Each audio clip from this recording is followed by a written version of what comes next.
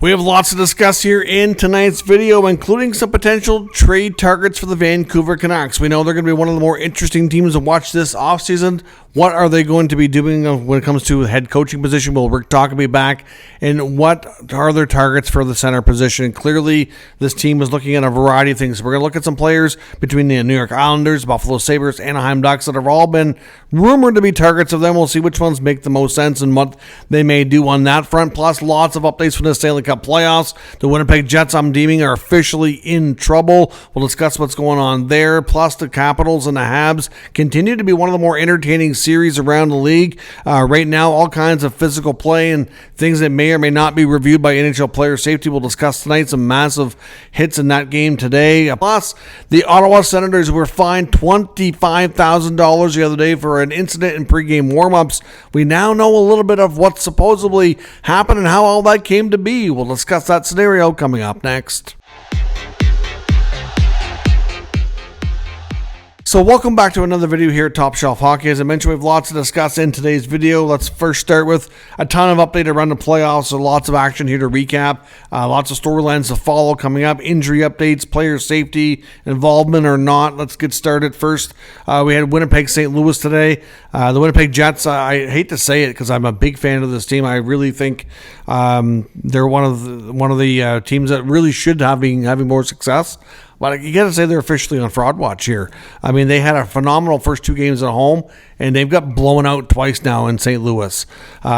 Series down officially 2-2, and if you look at their trends as a team in the playoffs over the last 3-4 years, once they start to lose, they don't seem to recover.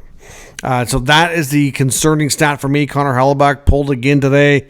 It's horrible. So this team has to reset quickly. Game 5 goes, of course, back in Winnipeg where they won the previous two. If they can't pull that out, they're going to be in serious trouble. And the President's Trophy winners, who by many were picked to have deep playoff run this year, are going to possibly be ousted in the first round again. So we'll see. Hopefully they can pull it together. In that game, we also saw a fairly serious injury to Blues defenseman Tyler Tucker. Pretty serious injury, went into the boards, looked like his leg buckled underneath him, needed help getting off, and it looked bad. So we don't know much more than that right now. But certainly another injury there to kind of keep an eye on. The second game of the day was for Carolina, New Jersey. The Canes now have a 3-1 series lead after picking up a big 5-2 victory. Andrei Svechnikov picked up a hat trick, first hat trick of the playoffs. Of course, the other big storyline in this game as well is that the Canes lost goalie Freddie Anderson, who had to leave due to injury after a collision with Devils forward Timo Meier. Meier went on to score shortly after as well, so certainly probably felt like insult to injury there in a way. But Meier, if you watch the play, does look like he was pushed in. I believe it was Svechnikov that was trying to track him down in front of the net. And there could have been a push there. I can't say for sure, but that appears to be the case. So, yeah, either way, Anderson is hurt. He's still being evaluated. We do not know if he's out of the series, out of the next game, or any of that just yet. Kochetkov obviously came in relief and helped the Canes secure the win. We'll see if he's going to be able to continue or not. Like I said, one of the more entertaining series around the league right now is Montreal-Washington. These two teams might not have hated each other before or really had much of a rivalry, but there's certainly one building here in this series, especially the last couple games in Montreal. Of course, in Game 3, we saw the now infamous brawl between Tom Wilson and Josh Anderson that took them onto the bench at the end of the period. It's a crazy scene, just utter chaos there. And tonight's game wasn't much of dropping the gloves and actual fisticuffs, but there was some massive hits. Players getting absolutely obliterated. And I got to say, from both sides, like I said, I don't have a horse in this race. So really the outcome doesn't really matter to me. No bias whatsoever. But I thought the refereeing was horrible. Absolutely atrocious. I thought a lot of the calls on both sides were soft and just not calls you typically see in the playoffs. I was quite surprised. And some of the stuff that didn't get called probably could have been. It was really just poorly officiated, in my opinion. I know it's a tough job as a ref. I hate to give them a hard time, but I'm not really sure that it was well done today at all. Primo was called up for the Canadians because Montembeault was not able to go. He's considered day-to-day after suffering a leg injury of some sort. On the other hand, Logan Thompson miraculously was fine to play today. The way he left the ice in Game 3, I really thought that he wouldn't be back. He said essentially that he was really dazed from the collision with Dylan Strome. So he was kind of wobbly going off the ice, but he went through concussion protocol and he was cleared. So even though it looked really bad, sometimes things look worse in the air. Sometimes they don't look bad in the air bad. So at the end of the day, he was cleared. I know Habs fans were there's a lot of chat online about really letting him hear it because they thought he was flopping. I'm like, really? The guy got plowed over here by his own teammate. Not sure there's any flop there, but he comes back. So it's Logan Thompson versus Dobush today. Dobush, I thought, did well under the circumstances. It was a pretty good game. It ended up being 5-2 Washington, but 2 goals and an empty net. It was really more of a 3-2 game. I thought when Marty St. Louis pulled the goalie at the end, I didn't like when he pulled the goalie, to be honest. I thought it was bad timing. Didn't have great possession. I see that a lot, which personally is just a pet peeve of mine. But but a couple of the hits. Tom Wilson absolutely destroyed Carrier, and that was to me, it was a game-changing hit. The Capitals end up going down, scoring a goal on the play, which really just took over the rest of the game. The Habs were never able to recover from that. Earlier in the game, Ovechkin obliterated Jake Evans coming across the blue line. To me, it looked like there was head contact. There was a call of interference, but I was surprised. I thought they might call a major so they could at least look at it, because you see that a lot in today's game where it happens so fast. I know, for me, I kind of had my head down for a quick second, and I just started to look up, and the next thing I know is Jake Evans is flying in here after the collision with Ovi. I was like, whoa, what? Anyways, I couldn't wait to see the replay, and Ovi really blew him up. Some say Ovi was trying to avoid him as he kind of moved in. Maybe he was. Either way, there was big-time contact, and there was contact with the head. I thought maybe it could have been deserving of more than 2, but regardless of the fact, I thought they'd do a major and review it, and just to get it right, make sure they were comfortable with it, but they did not. It was 2 minutes.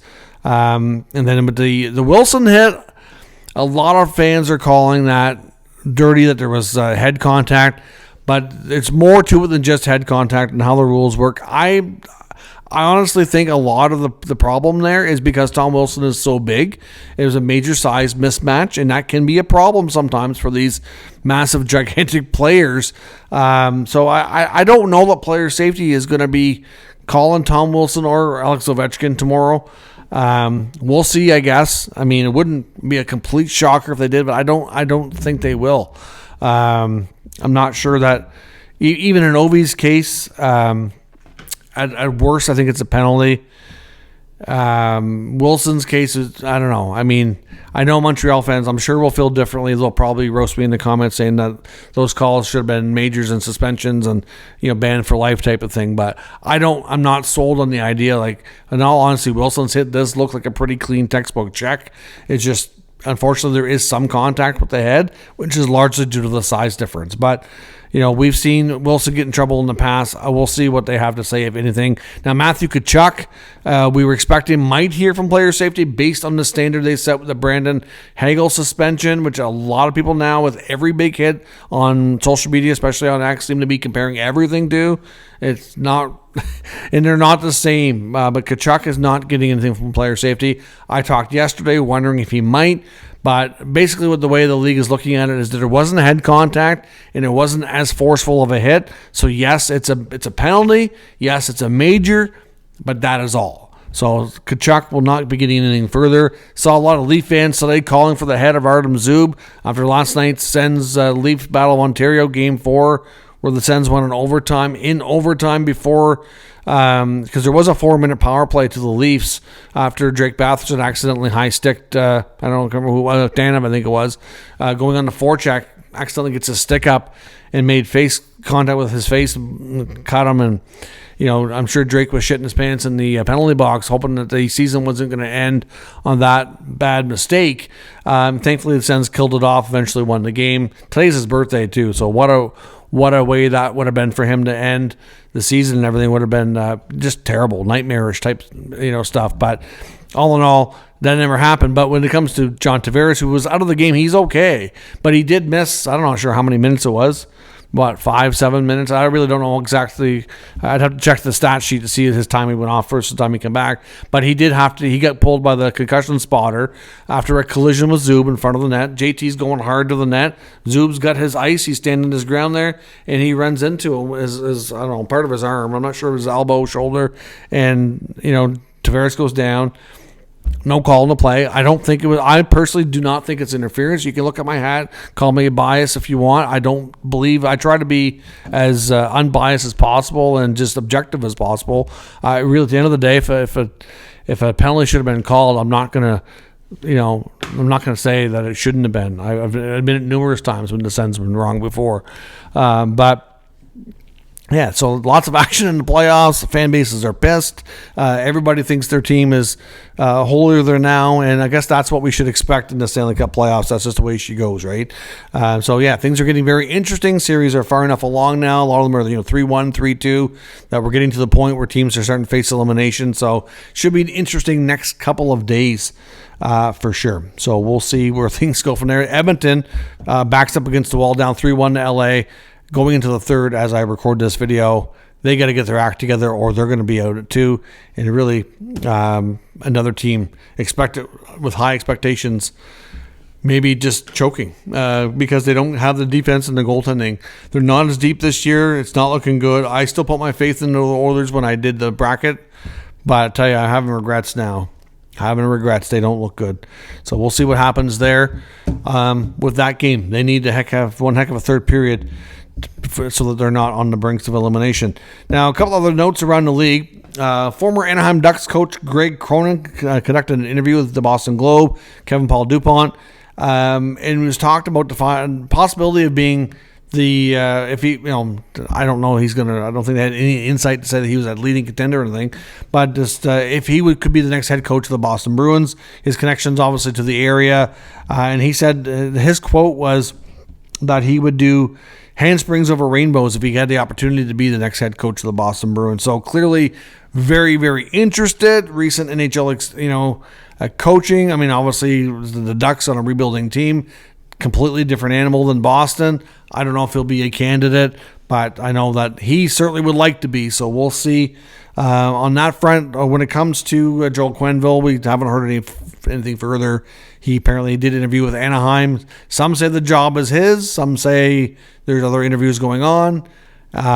We don't know where things stand. I haven't heard anything further to really nail that one down any further for right now. Vancouver coach Rick Tocchet, of course, we're still waiting to find out if he returns. We're going to talk about the Canucks here in a minute, but essentially he is linked to the Flyers and the Rangers for their openings for head coaching, as well as whether or not he stays with Vancouver. So we'll see. The longer it drags on that we don't have an answer on Tocchet, to me, doesn't look good. Doesn't look good at all. So we'll see. Now, the other big story that in the last couple of days that I know I talked about here on the channel and got a good amount of attention, it's just kind of a weird one, is we found out on a couple of days ago here that the Ottawa Senators were fined $25,000, and Nick Cousins personally was fined a little over $2,000 or whatever the maximum was in the CBA for shooting a puck towards Leaf goaltender Anthony Stolarz in warm-ups ahead of Game 3. That would have been on Thursday night. Now, the word came out first from player safety that Cousins was fined, which seemed bizarre because it's not like he went up and took a slap shot. He didn't do anything. Like, he just gently shot a little puck out his way. Like, it's so innocent and harmless, it's ridiculous. Plus, the two are friends. They are former teammates on multiple occasions, know each other well. Harmless thing. But then we found out later in the day that the league was also fining the team. So $25,000 because their player in warm-up harmlessly shoots a puck at the other team's goalie who's a friend of his and former teammate. Seems kind of overblown. Now, Elliot Friedman reported that after the Winnipeg St. Louis incident with Mark Scheifele and Joel Hofer, again, harmless, nothing happened, nobody got hurt, no big deal, but Scheifele was trying to be the last one off the ice. Hofer was shooting pucks down towards the Winnipeg net. Again, shenanigans that happen all the time. These players try to play mental warfare with each other and mess with each other the game within the game. Who cares? To me, this is a case of the league butting their nose where they didn't need to and creating a story and impacting people financially when they don't need to. It's ridiculous. I don't care who the team is. I don't think anybody should be fined over something so ridiculous. Now, you potentially cause harm, cause an injury, things like that. Yeah, okay, take care of that. That's what they do. Player safety is a joke when you think about some of the things they don't suspend for. And we've seen in the playoffs some of the violence that's encouraged, basically. And yet you can't harmlessly toss a puck towards a goalie in warm-up that you're good buddies with. Like, okay, what a standard, right? But we got word today from Bruce Garriock of the Ottawa Sun that he's done some digging on this, talked to a lot of different league people in league circles here, league executives, contacts around the league. And the belief is, and this is not confirmed, so don't run with this as a 100% confirmed story, but what is believed to have happened is that Leafs management, who was watching warm-up, saw this happen, formed a complaint with the league, and demanded that they take action. Now, as I mentioned with Friedman's report, after what happened in St. Louis, Winnipeg, again, it was completely harmless. Just stupid mind games with each other, right? But the league warned teams, put out a warning to everybody saying, we don't want to see that kind of stuff going on. Tell your teams to knock it off. And then this happens like right after, right? So it's like, we already warned you. So that's why they're not convinced that it was the case of the Leafs complaining. But like I said the other night when it first came out as news, I was like, I wonder how this came to be. Is there somebody from the league watching warm-up and going, oh, geez, we can't have that? That doesn't make sense to me because, look at Montreal, Washington. The last 2 games, warm-ups have been contentious between Jack Guy and Wilson and Josh Anderson, all up near center ice, jawing at each other. We've seen that numerous times the last 2 games. Lots of mouth and back. To me, that's the definition of unsportsmanlike conduct.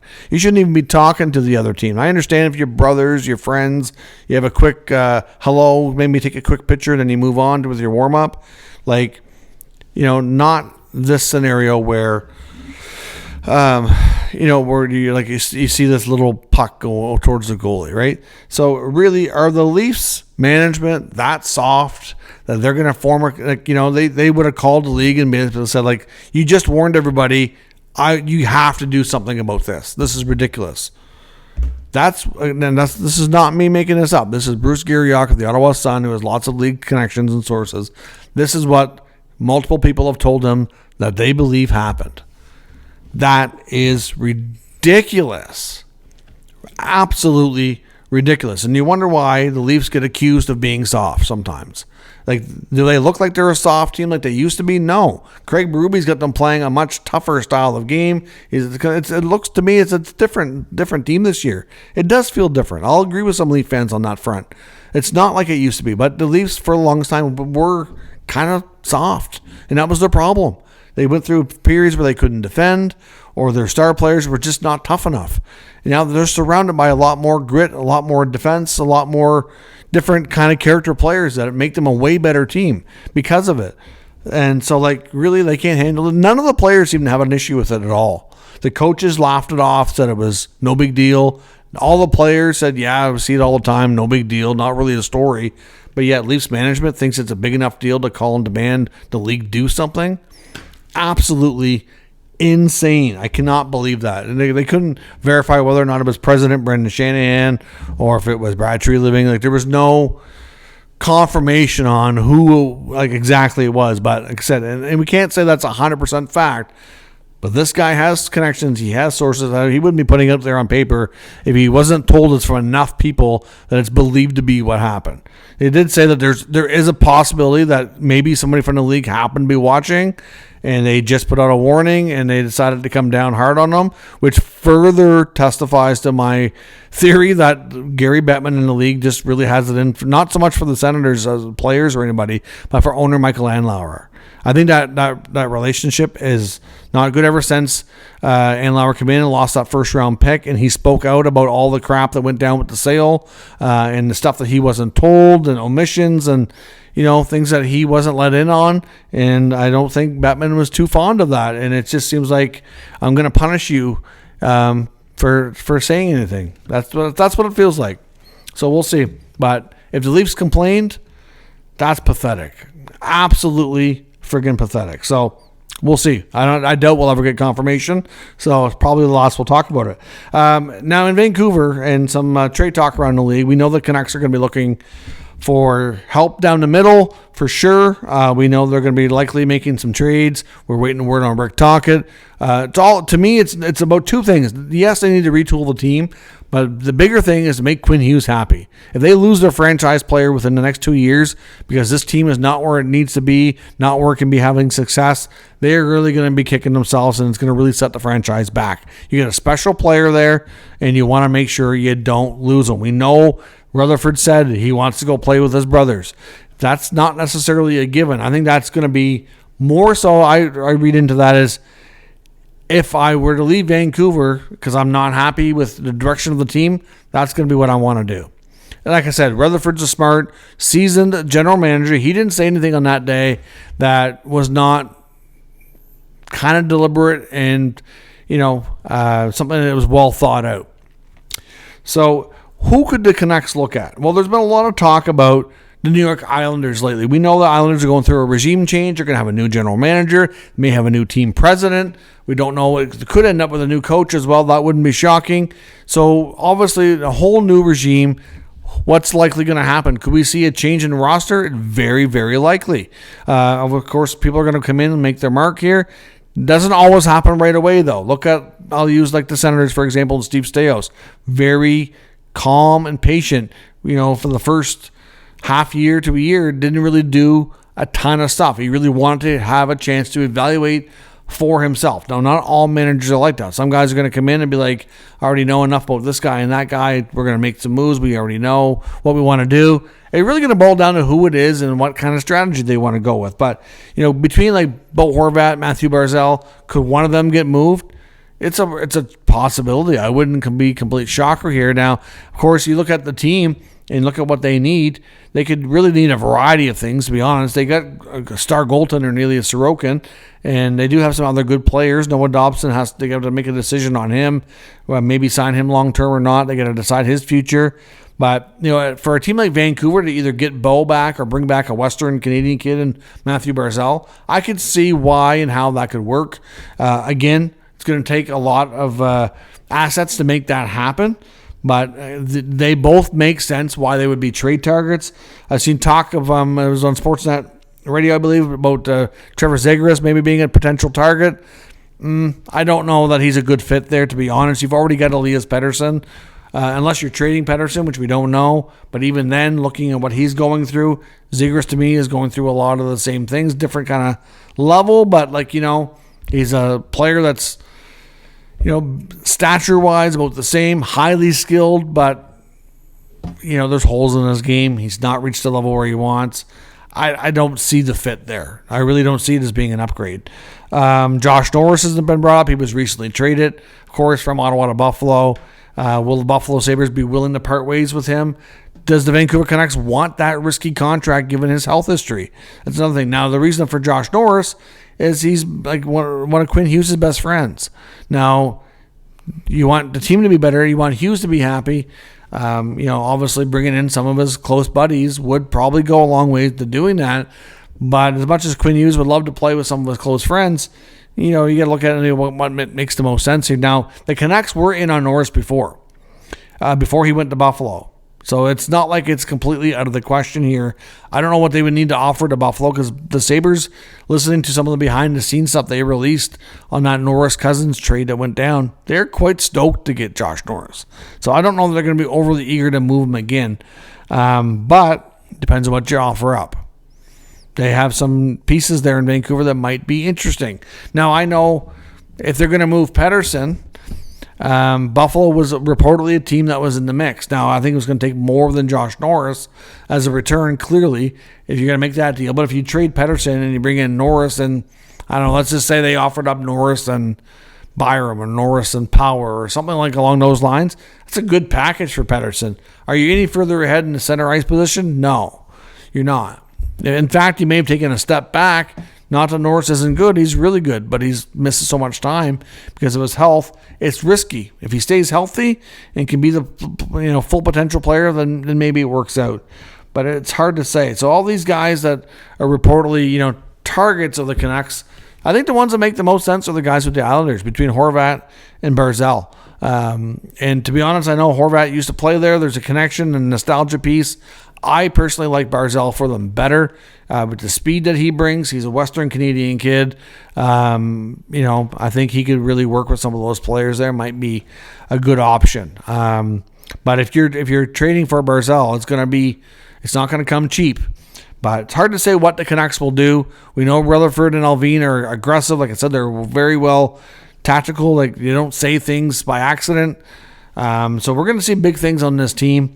I wouldn't be shocked to see a Pettersson trade, but tonight we're looking at options that theoretically they can look into without moving Pettersson. But if you're the New York Islanders and you're trading one of those guys and you're getting calls from the Canucks on Horvat or Barzal, you're probably asking for Pettersson. I would think, right? If you're the Islanders, we don't know who the new manager is going to be, but if you're them, do you trade Barzal for Pettersson? I don't know that you do. I mean, in theory, Pettersson's ceiling might be higher, and in what he's accomplished in the past, you could argue that maybe he's the better player, but not where he is right now. Can he get back to being that? That's the tough question. I don't know. But there's been a lot of talk with the Islanders maybe being in on Pettersson before, but it would cost you something big, and it would probably be a guy like Barzal or Bo. So do you make that move? I don't know. Let me know what you think down in the comments, and we'll discuss further. Let me know your thoughts on all the other news stories today, the playoffs, the situation with the Leafs centers, etc., and we'll discuss in the comment section down below. Thanks for watching. I will catch you next time.